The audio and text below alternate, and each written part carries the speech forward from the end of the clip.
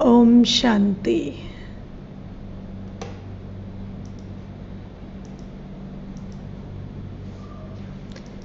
ओम शांति। ओम शांति। ओम शांति। ओम शांति।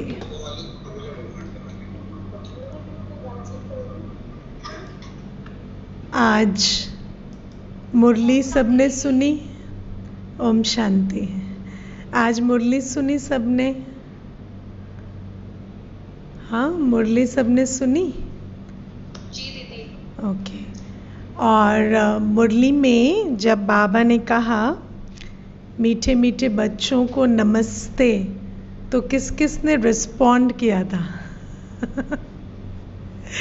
ईमानदारी से बताना, मुरली सुनते वक्त किस किस ने रिस्पॉन्ड किया था?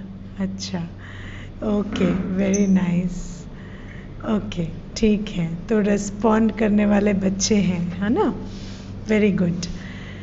और आज मैं थोड़ा, वैसे तो मुरली काफ़ी डिटेल में सुनाते हैं और जो ऑनलाइन भी मुरली जाती है उसमें डिटेल्स काफ़ी रहती हैं, लेकिन आज मैं जिस बात के बारे में आपको पूछना चाहती हूँ वो ये है कि बाबा ने स्लोगन में कहा, सदा वाह बाबा, वाह तकदीर और वाह मीठा परिवार, यही गीत गाते रहो।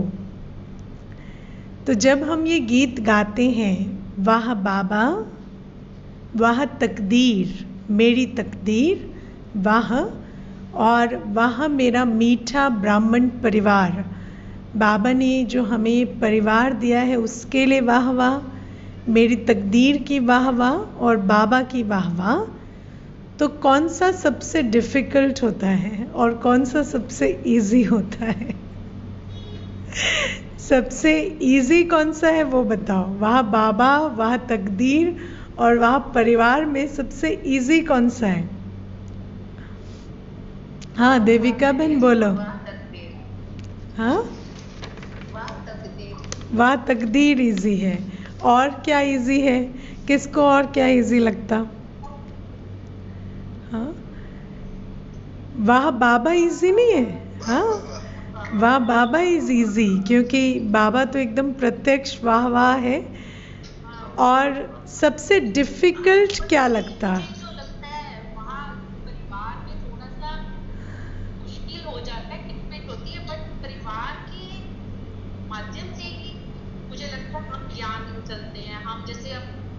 अभी शाम को भी जैसे हम लोग सब अपने अपने क्वेश्चंस रखते हैं या हम व्यूज रखते हैं, अपने अपने सब बताते हैं, तो उससे मुझे लगता है हमारा ज्ञान और दृढ़ होता है। हाँ, तो वाह परिवार भी है ना, वाह मतलब मेरे हिसाब से बहुत ज़्यादा वो काउंट करता है। हाँ, वाह परिवार थोड़ा डिफिकल्ट होता है, पर वाह परिवार भी फिर जब परिवार एक साथ आता है और फिर हम देखते कि परिवार के साथ रहने से हमारा जो पुरुषार्थ है वो साथ चलने से कैसे सहज हो जाता, तो वह परिवार वाली भी बात हट जाती। वह तकदीर किस किस को इजी लगता है? किस किस को वाह तकदीर कहना इजी लगता है कि वाह मेरा भाग्य, या मैं बहुत ऊंच हूँ, ये फील करना, ये एक्सपीरियंस करना किसको इजी लगता है? ये फील होता है। और किस किस को ये डिफ़िकल्ट लगता है? वाह तकदीर डिफ़िकल्ट लगता है ना? वाह तकदीर किस किस को डिफ़िकल्ट लगता है कि अपनी तकदीर को वाह वाह कह पाना, कि मेरा जो भाग्य है वो बहुत बहुत ऊंचा है, ये कह पाना किस किस को डिफ़िकल्ट लगता है? हाथ उठाओ, है ना? कई बार कईयों को ये बात भी डिफ़िकल्ट लगती है। और जिनको रियलाइज़ नहीं भी होता है, कई बार आप देखेंगे कि हमारा जो लिमिटेशंस हैं इस मार्ग पे, वो मोस्टली इसी कारण है क्योंकि हम वाह तकदीर नहीं कह पा रहे, है ना? क्योंकि मैंने इस बात को देखा है कि जो चार निश्चय बाबा कहते, एक स्व पर निश्चय, दूसरा बाप पर निश्चय, तीसरा ड्रामा पर निश्चय और चौथा परिवार पर निश्चय। और बाबा ने कहा है निश्चय बुद्धि विजयंती, है ना, निश्चय बुद्धि विजयंती। तो जब हमें इन चारों बातों पर निश्चय होता तभी हमारी संपूर्ण विजय होती, है ना। जैसे अभी आप देखो कि कई बार हमें, हाँ हम साधारण से अच्छे हैं उस पर निश्चय हो जाता, राइट, लेकिन मैं ही बाबा की राइट हैंड हूँ या मैं ही वो हूँ जिसके लिए बाबा हर महावाक्य उच्चारण करता है। हम हर एक चेक कर कर देखें कि किस किस को ये निश्चय रहता है ना। और ये बहुत डीप चेकिंग है कि सचमुच, क्योंकि एक बार नेल्सन मंडेला की भी एक बात है कि उन्होंने कहा कि the greatest fear of man is the fear of stepping into his own greatness. तो हम अपने आप को गुड तो समझ लेते हैं, लेकिन ग्रेट, महान, पूज्य, परम पवित्र, ये जो टाइटल्स हैं ये अपने आप को कभी कभी देने से कतराते हैं। मैं ठीक कह रही हूँ? हाँ, कई बार थोड़ा कतराते हैं, थोड़ा घबराते हैं कि ठीक है हम थोड़े सुधर गए, थोड़े बेटर हो गए, ठीक है, पर हम इतने भी अभी नहीं कर सकते, है ना। या मैं कोई दादी जैसी नहीं हूँ, या मैं कोई बहुत ऊंची नहीं हूँ, मैं हूँ पवित्र बट लिमिटेशंस है मेरी है ना। और जो हमारी लिमिटेशंस हैं वो हमारे स्वमान की लिमिटेशंस ज़्यादा है, हमारे रियलिटी की लिमिटेशंस नहीं है। तो ये जो स्वमान की बात है, अब आप मुझे बताओ बाबा ने आज मुरली में हमारे बारे में क्या कहा, हमें कौन सा स्वमान दिया बाबा ने। बाबा रोज़ मुरली में अपने बारे में बताते, ड्रामा के बारे में बताते, हमें हमारे बारे में बताते, है ना, समय के बारे में बताते। आज बाबा ने मुरली में हमें हमारे बारे में क्या बताया? हाथ उठाना प्लीज़, हाथ उठाना। हाँ हाँ, श्वेता बहन बोलो। बाबा ने कहा कि हम बाबा से भी ऊंचे हैं। हाँ, बाबा से भी ऊंचे हैं। बाबा ने कहा हम विश्व के मालिक भी बनते, ब्रह्मांड के मालिक भी बनते, है ना। और बाबा ने क्या कहा हमारे बारे में?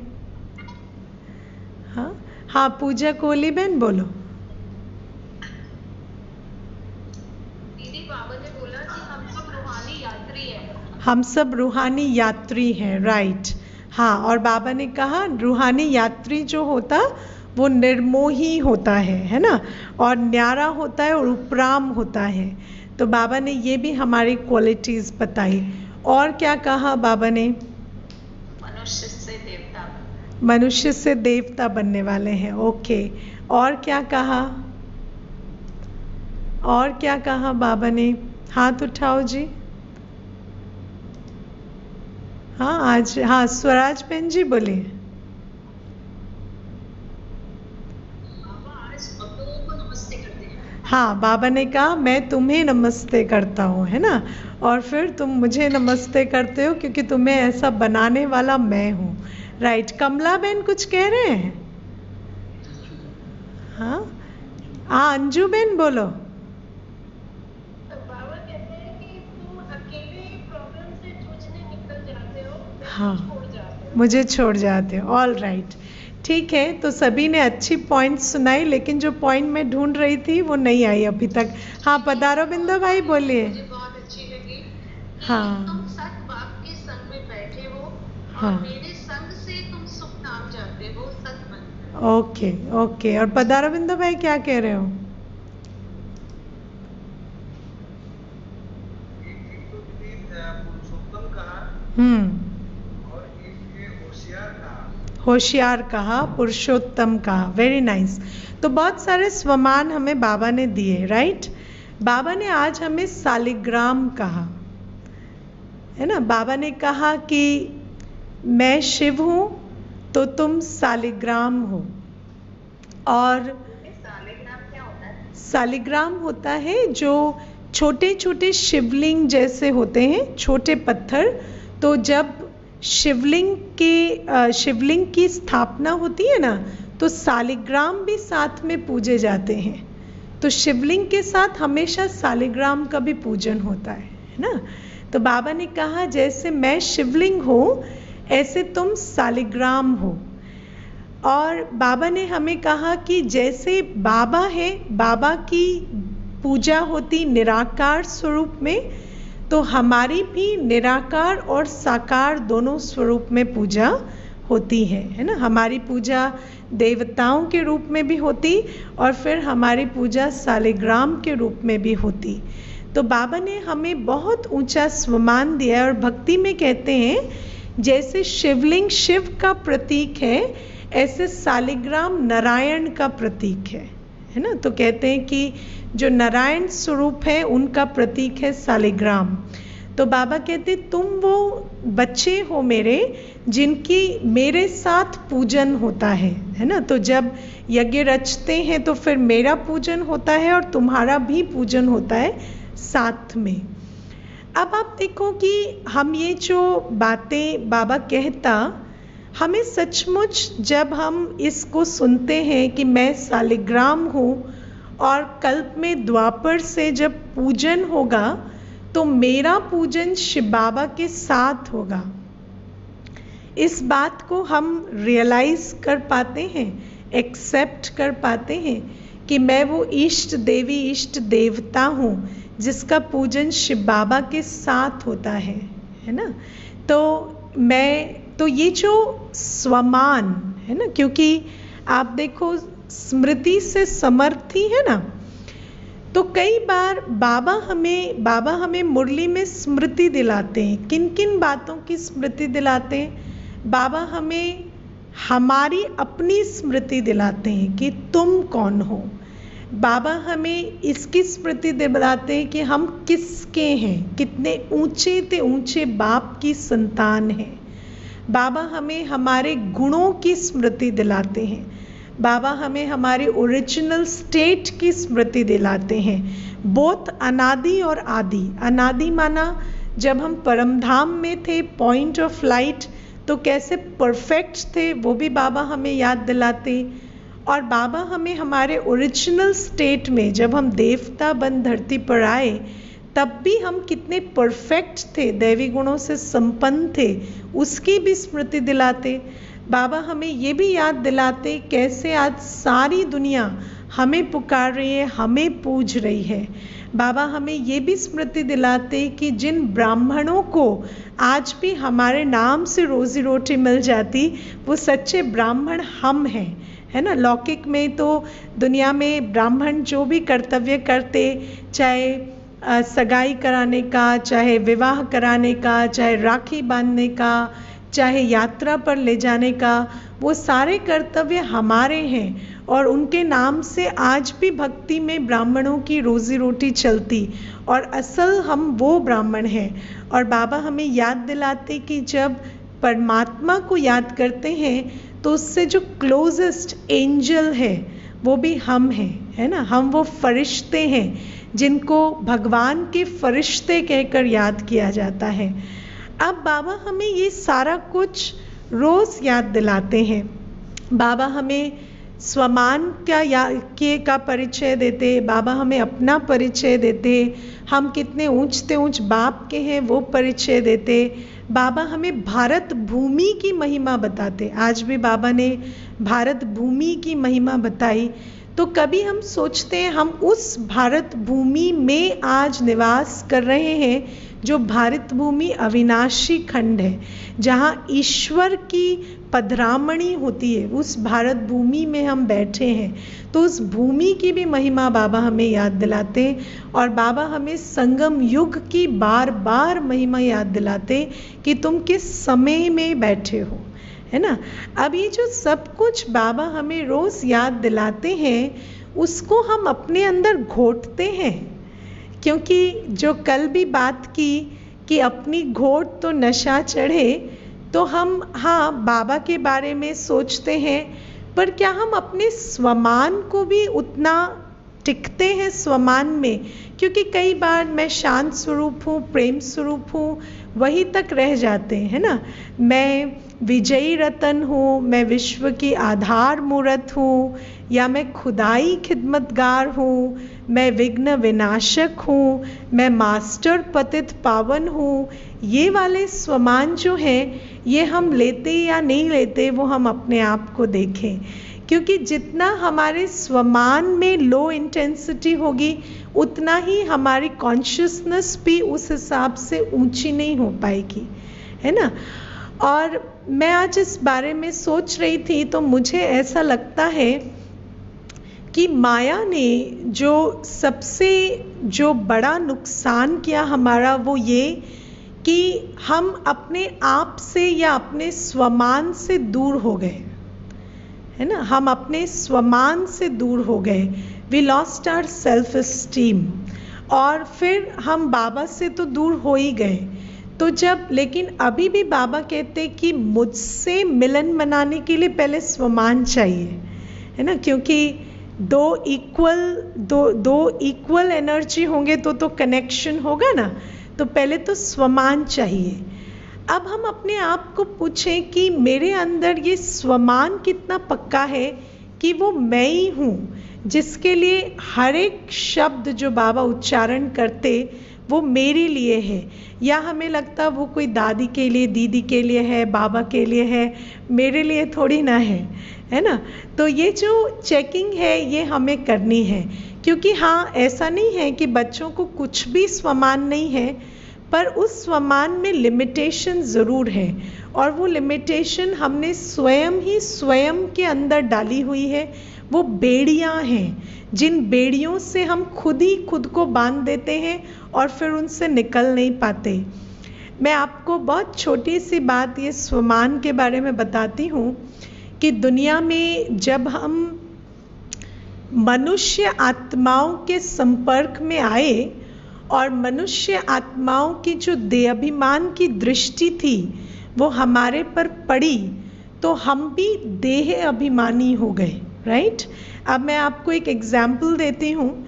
एक बार ना एक क्लास हो रही थी, तो नयों की क्लास थी, तो एक माता अपने 2 बच्चों को लेकर आ रही थी। तो उनमें से एक बच्चा जो था वो अराउंड 6 इयर्स का होगा और दूसरा बच्चा 4 इयर्स का था। तो जो 6 साल वाला था वो एकदम ऐसे अपराइट क्लास में बैठा और बहुत अटेंटिव, और जो 4 साल वाला था वो बहुत चंचल था। तो फिर वो जो 6 साल वाला है वो मुझे बार बार देखता कि ये देख रही है कि वो छोटा बदमाशी कर रहा है। तो फिर वो मुझे कुछ देर देखने के बाद कहता है, प्लीज़ उसको एक्सक्यूज़ कर दीजिए, वो छोटा है ना। तो मुझे बहुत हंसी आई।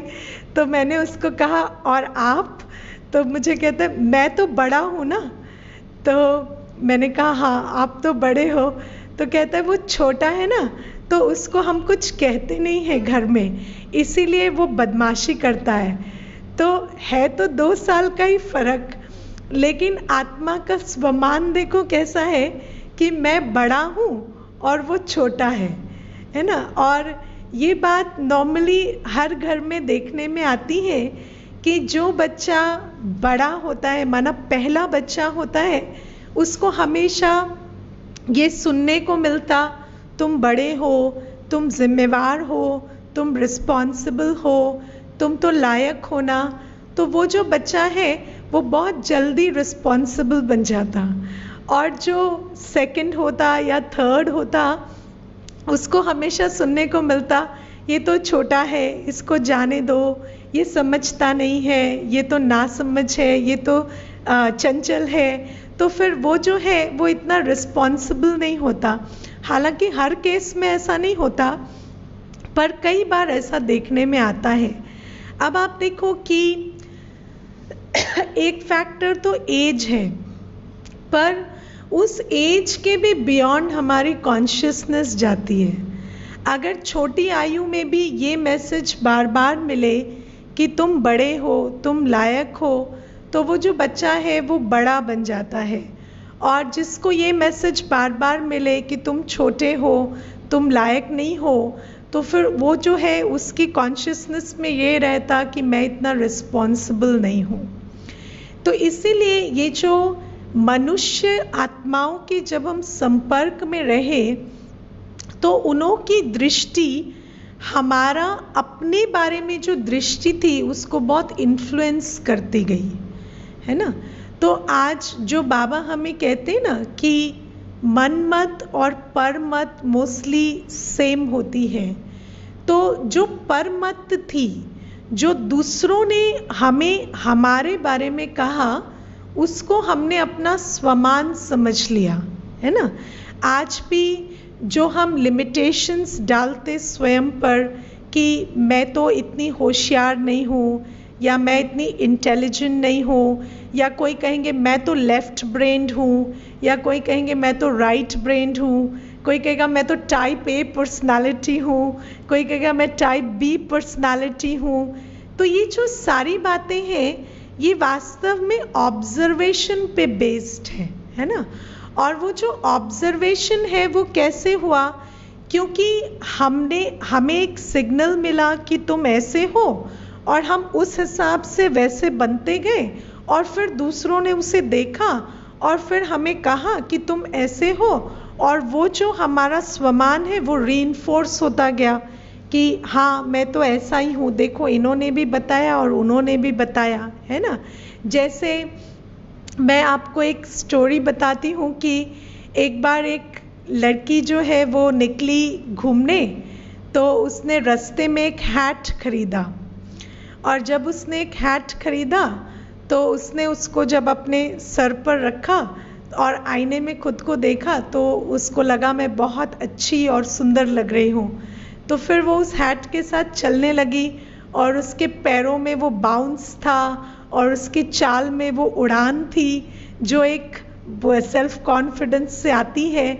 और फिर जब वो उस चाल से चलने लगी तो किसी ने भी उसे देखा तो उसे कहा कि क्या बात है, आज तो तुम बहुत ही उमंग में हो, and you look different, and you have a big तुम्हारी चाल बदली हुई है और तुम्हारे अंदर बहुत उमंग है। तो उसको ऐसा लगता कि ये सब कुछ हैट की वजह से हो रहा है। लेकिन जब वो घर पहुंची तो उसको पता चला कि वो हैट जो था वो तो उसका रास्ते में कहीं उड़ गया था, और उसके बाद भी क्योंकि वो ये सोच कर चल रही थी कि वो हैट मेरे सिर पर है, तो उसके अंदर वो जो सेल्फ एस्टीम थी उसके कारण वो रेडियंस जो उसकी थी उसको सब अप्रिशिएट कर रहे थे। तो ये जो बातें हैं, अब माया ने हमारा स्वमान ढीला कर दिया। अब माया ने हमारा स्वमान कैसे नीचा किया उसको हम ठीक से समझेंगे पहले। तो माया माना 5 विकार, काम, क्रोध, लोभ, मोह और अहंकार, है ना। अब आप देखो लोभ की आवाज़ कैसी होती है। आपने ये माया की आवाज़ सुनी है? माया कैसे बात करती है? How does Maya talk? बाबा कैसे बात करता है? बाबा कहता है मेरे मीठे बच्चे, मेरे प्यारे बच्चे। और माया कैसे बात करती है? माया कहती है अच्छा तो तुम पवित्र भी हो, अच्छा तो तुम्हें लगता है तुम आज 100 चूहे खाकर बिल्ली हज को चली, तुम अपने आप को अब पवित्र भी समझने लगे हो। तुम्हें याद नहीं है 10 साल पहले क्या किया था? तुम्हें याद नहीं है तुम्हारी लाइफ कैसी है? तुम्हें याद नहीं है कि तुम तो उसके बारे में ऐसा सोचते थे? तो ये माया की आवाज़ होती है ना। तो माया की आवाज़ बहुत तरीक़ों से आती है।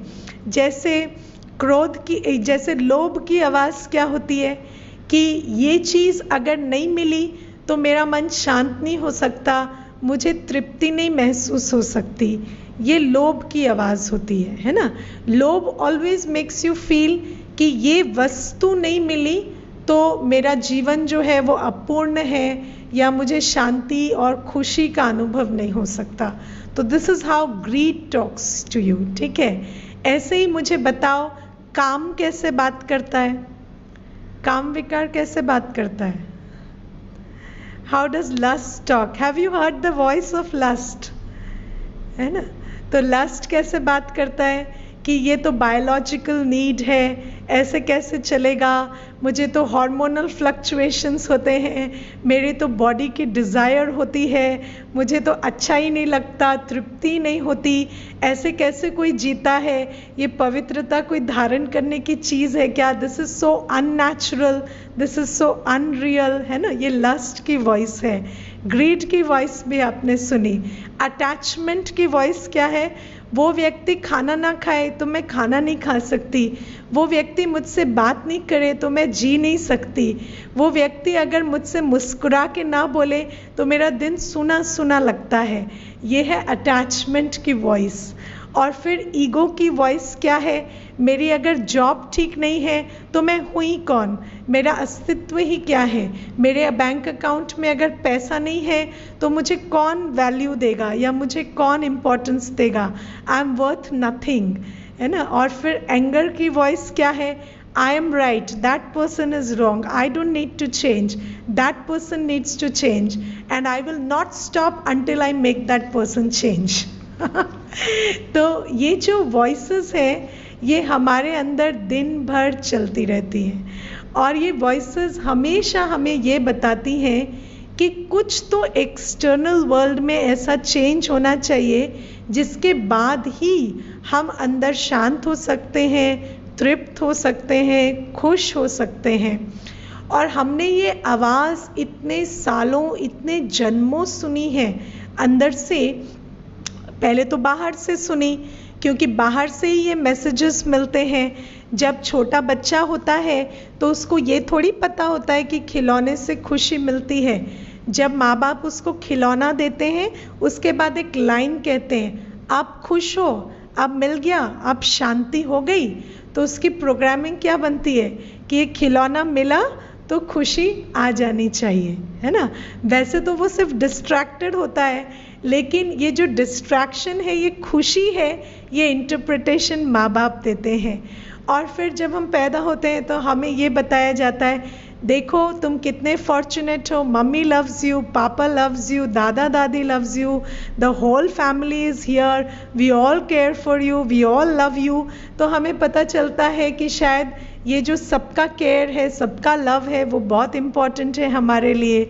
और फिर हमें ये बताया जाता है कि देखो तुम किस मुंह से कल स्कूल जाओगे, तुम्हारे तो मार्क्स ही अच्छे नहीं आए, तो हमें पता चलता है शायद मेरे मार्क्स से मेरी वैल्यू रिलेटेड है। तो ये जो सारी वॉइसेस हम बाहर से सुनते रहते हैं, ये हमारी इंटरनल वॉइस बन जाती है। और धीरे धीरे हमारे अंदर से ये आवाज़ें निरंतर आने लगती हैं कि अच्छा क्या मैं शांत हूँ करने से तुम शांत हो जाओगे? शांत कैसे हो जाओगे? You are good for nothing. तुम्हारी तो एक किसी के मन में तुम्हारे लिए इज्जत ही नहीं है, तुम्हारी जो जॉब है that is not going well, you don't have any property, you don't have any security, मैं फियरलेस हूँ, मैं आत्मा हूँ, अविनाशी हूँ, ऐसे कहने से क्या अविनाशी हो जाओगे? Your everything is collapsing, can't you see it? तो ये जो फियर की वॉइस है, क्योंकि जैसे जैसे हम काम, क्रोध, लोभ, मोह, अहंकार की वॉइस सुनते और उसके साथ ये फियर की भी वॉइस आती जाती कि अभी तो तुम्हारे पास ये है, पर क्या अगर ये कल नहीं हुआ तो कैसे चलेगा? तो ये जो सारी आवाज़ें हमारे अंदर से आती, इन आवाज़ों को हम सुनते सुनते ये इतनी लाउड हो चुकी हैं कि अब जब बाबा हमें कहता कि मेरे मीठे बच्चे, मेरे कल्प कल्प के विजयी बच्चे, है ना, मेरे खुदाई खिदमतगार, तुम वो हो जो पढ़ने और पढ़ाने वाले हो, तुम सिर्फ भाग्यवान ही नहीं, तुम भाग्य बनाने वाले हो, तो हम अपने आप को कहते नहीं नहीं अभी तो मेरा ही पूरा नहीं हुआ है, अभी मैं कहाँ से भाग्य बनाऊंगी? तो ये जो कमेंट्री है ये निरंतर चलती रहती। तो ये जो स्वमान की कमी है, ये जो 5 विकार हमारे अंदर आए, इन्होंने हमें हमेशा यही आवाज़ दी कि you are not enough and you can't be enough for yourself and you need something external, you need something from outside to feel okay inside, है ना। और फिर बाबा हमें रोज कहते तुम भरपूर हो, तुम संपूर्ण हो, तुम संपन्न हो, लेकिन वो सब कुछ सुनते हुए भी हमारे अंदर वो रियलाइजेशन नहीं आती, राइट। तो अब बाबा जो हमें रोज मुरली में कहते हैं उसको हमें अपने अंदर उगारना पड़ता है ना। बाबा की दृष्टि से स्वयं को देखना पड़ता है, बाबा के सामने बैठना पड़ता है। बाबा ने मेरे प्रति जो महावाक्य उच्चारे वो पर्सनली लेकर उनको अपने मन में चलाना पड़ता है। जब हम उस रीति से अब बाबा के महावाक्य जो मेरे प्रति उच्चारे गए उसको मैं अपने स्वमान में स्थापित करूंगी, तब जाकर मेरी खोई हुई इज्जत मेरे नज़र में वापस आएगी, है ना। इसीलिए बाबा कभी कभी कहते हैं रावण ने तो तुम्हारी इज्जत ले ली, क्योंकि हम अपनी ही दृष्टि में नीचे हो गए। हम अपने आप को ही महान और दिव्य कहने से कतराते हैं, क्योंकि रावण ने हमारी ऐसी हालत कर दी है। तो इसका जो सिंपल फॉर्मूला है स्वमान में रहने का, वो है 5 स्वरूपों की ड्रिल, है ना। तो 5 स्वरूपों की जो ड्रिल है, जहाँ पर मैं अपने आप को, बाबा जो हमें ज्ञान देते हमारे विषय में कि तुम वो अशरीरी ज्योति बिंदु परफेक्ट निराकार आत्मा हो, परमधाम वाली। तुम वो सतयुग में जो परफेक्ट दैवी फॉर्म में विचरण करने वाली आत्मा हो। तो सतयुगी स्टेट मेरा परफेक्ट साकार स्वरूप है, परमधाम में मैं परफेक्ट निराकार स्वरूप में हूँ, परफेक्ट प्योरिटी, परफेक्ट पीस। और फिर द्वापर युग से मैं भक्तों की आस पूरी करने वाली आत्मा हूँ, और ब्राह्मण बन बाबा की आशाओं पर चलने वाली आत्मा हूँ, और फिर फरिश्ता बन बाबा का जो अंतिम कार्य है वो पूरा करने वाली आत्मा हूँ, है ना। तो ये जो 5 स्वरूप है हमारे, जितना हम इन स्वरूपों को अपने अंदर चलाएंगे तो हमारी प्रोग्रामिंग अबाउट आवरसेल्व्स, जैसे आप देखो हम पूरे दिन बैठकर अपनी वीकनेसेस, अपनी लिमिटेशंस, हमें ज़िंदगी में क्या नहीं मिला, किस चीज़ से हम वंचित रहे, व्हाट वेंट रॉन्ग, ये सारी बातें हम उगारते रहते हैं, क्योंकि वो सबकॉन्शियसली बहुत फेड हैं, है ना। Sense of loss, fear, anger, blame, ये सारी चीज़ें हमारे अंदर एम्बेडेड हैं, क्योंकि वो हमने बहुत समय किया है। तो वो जो आवाज़ें आती रहती हैं उन पर विन करने का एकमात्र तरीका है कि हम कॉन्शियस थिंकिंग करें। जितना हम बाबा जो हमें हमारे बारे में कहते उसको बुद्धि में रख, मन को उसके साथ जोड़ेंगे, उतना उतना हम अपनी पुरानी प्रोग्रामिंग को रिवाइज कर पाएंगे। ऑल राइट, तो अभी हम 5 स्वरूपों की ड्रिल करेंगे और उसके बाद फिनिश करेंगे। हाँ निमिष भाई बोलो। दीदी मेरे को पर्टिकुलरली माया एक मैसेज और देती है कि ज्ञान में तो तुम हो, लेकिन ज्ञान में सब नंबरवार हैं। हाँ। तो हो सकता है तुम ना वो त्रेता की लास्ट वाली आत्मा हो। हाँ। और वो बाबा जो बातें कह रहे तुम्हारे लिए नहीं है। हाँ। क्योंकि तुमने ज्ञान में आने के बाद भी पुराने संस्कार वश ऐसा किया। हाँ। तो जैसे जैसे आप एक एक स्टेप लेंगे ना, देखो बाबा कहता है डिसाइड एंड एक्ट, है ना। Every day make a decision कि मुझे ये गुण धारण करना है, या ये वाली चीज़, ये मर्यादा जो है इसको फॉलो करनी है। और जैसे जैसे आप उसको फॉलो करते जाएंगे ना, जो बात आपको इम्बाइब करनी है वो जैसे आप करेंगे तो आपको अपने पे कॉन्फिडेंस आएगा। ओके, इसीलिए बाबा हमेशा संडे की भी वाणी में मैंने इसको अंडरलाइन किया था, चेक एंड चेंज, है ना। तो बाबा कहते चेक एंड चेंज, क्योंकि अगर सिर्फ चेक होगा तो स्वमान नीचे जाता जाएगा, एंड चेक एंड चेंज होगा तो धीरे धीरे स्वमान बढ़ेगा। ओके, तो this is the way to do it. चलिए अभी 5 स्वरूपों की ड्रिल करते हैं। एक क्वेश्चन है कि माया और रावण क्या है? तो माया तो समझ आया, 5 विकार। रावण भी वही है, दोनों एक ही के नाम है दो। Maya and Ravan are one and the same thing. Okay, चलिए।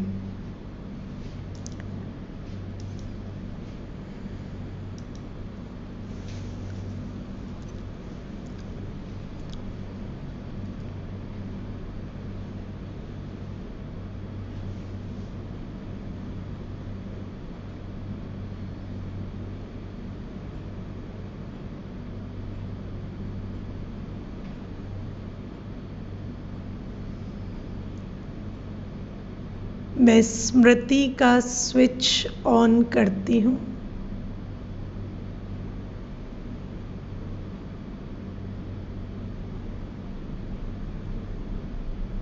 मैं ये शरीर नहीं,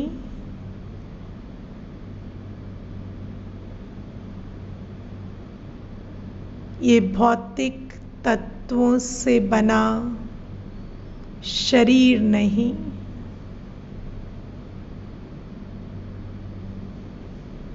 मैं एक दिव्य प्रकाश पुंज हूँ।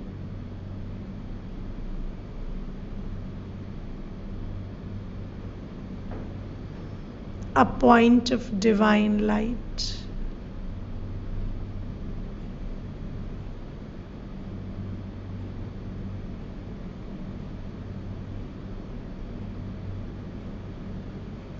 इस 5 तत्वों की दुनिया से परे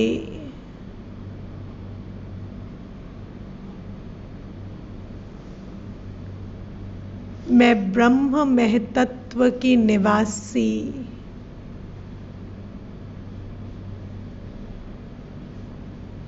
दिव्य आत्मा हूँ।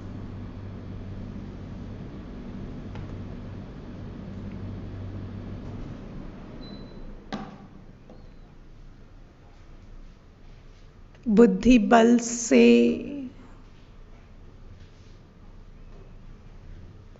मैं दिव्य प्रकाश से भरे उस ब्रह्मलोक में स्थित हो जाती हूँ।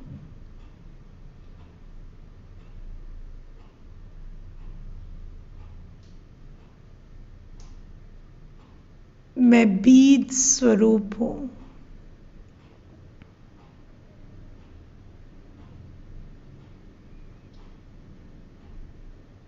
मैं उस लाल प्रकाश से भरे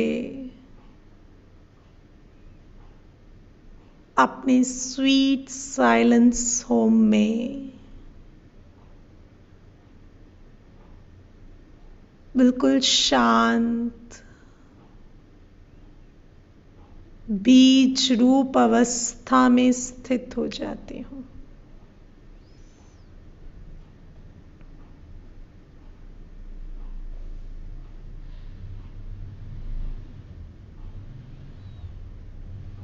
एक बीज की कोई नीड्स नहीं होती।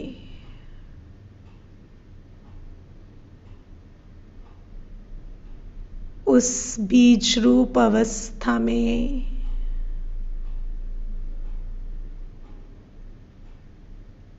मैं संपूर्ण और संपन्न हूँ।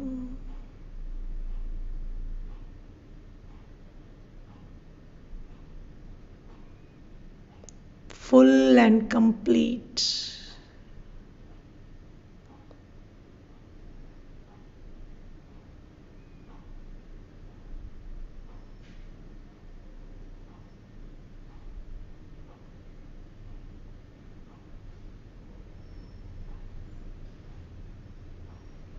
कोई शोर नहीं, एक संकल्प का भी शोर नहीं।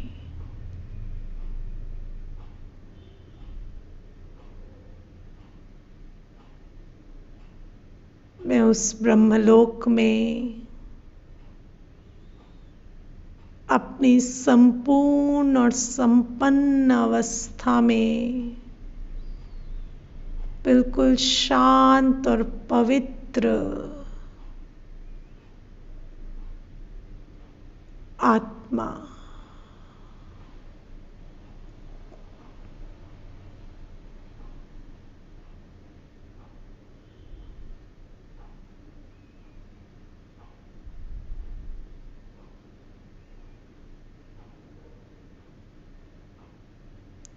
अब मैं आदिकाल में सृष्टि रंगमंच पर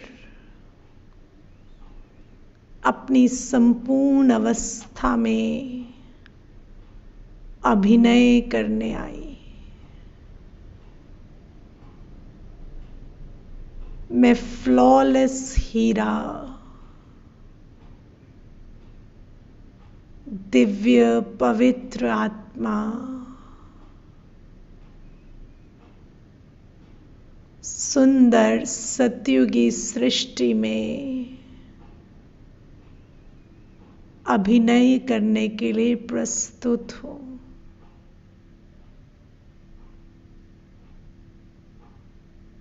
मेरी प्योरिटी,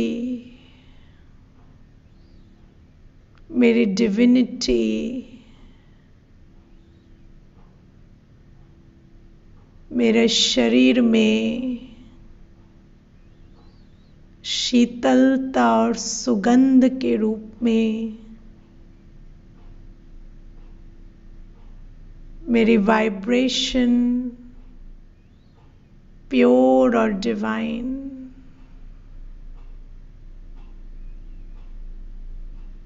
मैं बिल्कुल हल्की, मस्तक पर पवित्रता का ताज,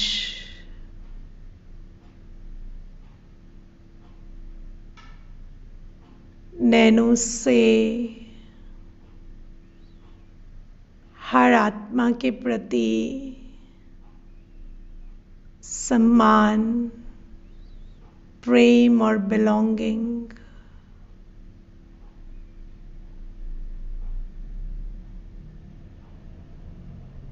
सृष्टि इस समय एक हार्मोनियस डांस है। हर आत्मा प्रकृति के पांचों तत्व बिल्कुल वेल कोऑर्डिनेटेड,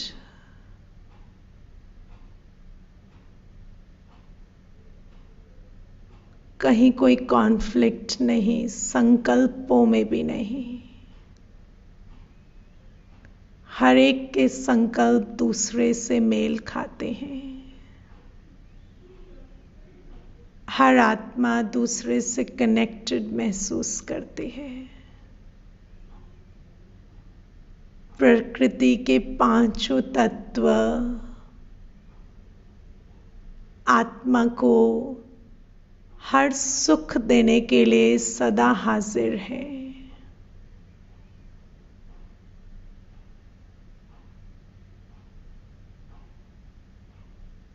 इस परफेक्ट स्वरूप में, दिव्य स्वरूप में हमारा चलना ही जैसे नृत्य है, बोलना ही जैसे संगीत है।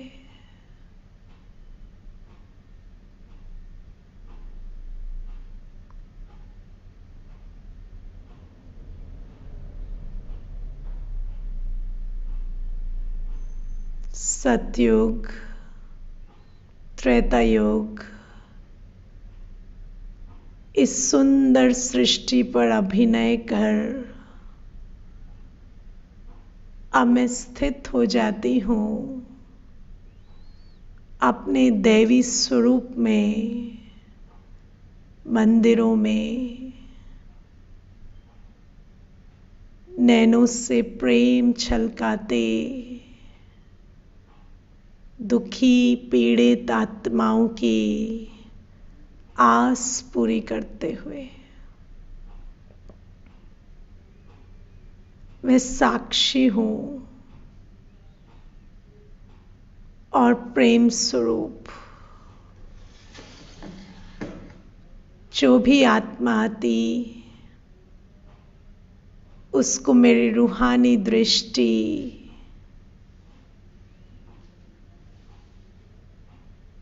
मेरी प्रेम की वृत्ति उसके हृदय को शीतल और संतुष्ट करती।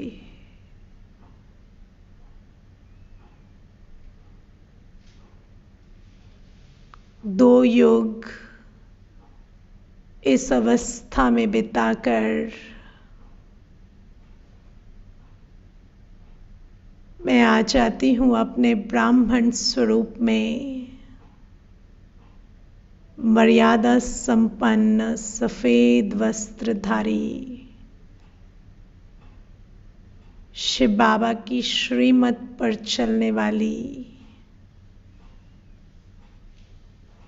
आज्ञाकारी, वफादार, फरमान बरदार आत्मा।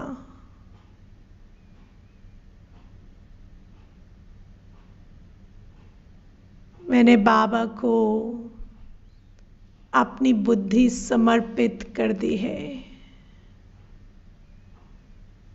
हर संकल्प, हर कर्म बाबा की श्रीमत पर। मैं विश्व निर्माण के कार्य में बाबा का राइट हैंड हूँ।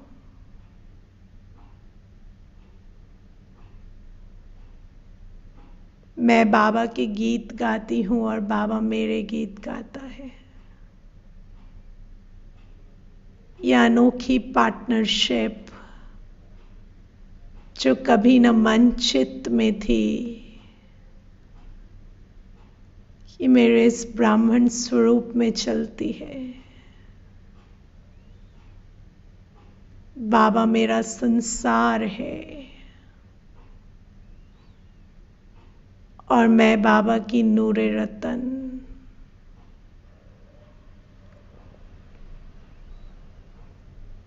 धीरे धीरे अपने विकर्म विनाश कर मैं आत्मा लाइट फरिश्ता बन जाती हूँ। बाबा के साथ कंबाइंड विश्व के ग्लोब पर हर दुखी आत्मा जैसे ही मेरे संपर्क में आती, मेरी सीरत में वो अपनी सूरत देख पाती, उसकी स्मृति का स्विच ऑन होता, उसके दुख कष्ट मेरे संपर्क में आकर छू मंत्र हो जाते और मैं बाबा को, बाबा जो मेरा महावत है, जो भी कुछ दुख पीड़ा आत्मा सरेंडर करती, वो मैं बाबा को दे देती। इस प्रकार सृष्टि परिवर्तन का रहा हुआ कार्य पूरा कर मैं और बाबा दोबारा लौट जाते परम धाम।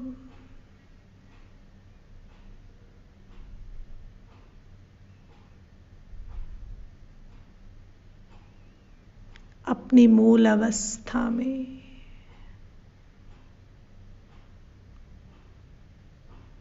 शिव बाबा की गोद में मैं परम धाम में समा जाती।